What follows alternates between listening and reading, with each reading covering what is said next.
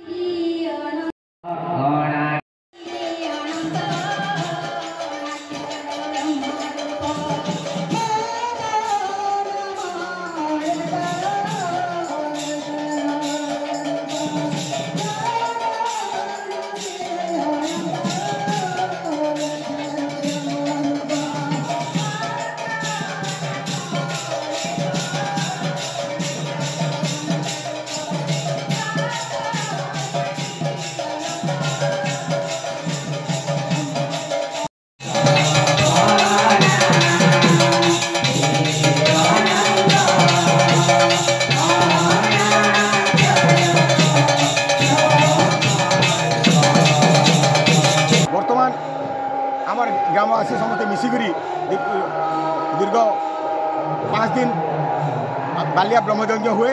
बहुत लोक संख्या जमती। दशमी दिन पूर्णिमा पर्यंत हुए। चतुर्थ दिन 21 बती लगे। यही वर्ष किंतु आमर ग्राम गाँ कमिटी और साधु संत को नहीं 108 बती व्यवस्था कराई।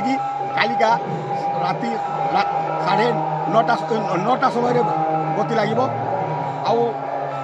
सब बेले प्रतिदिन अन्न छत्र चली। हजार हजार संख्यार अन्न छत्र खाऊ। 16 प्रहरी चली।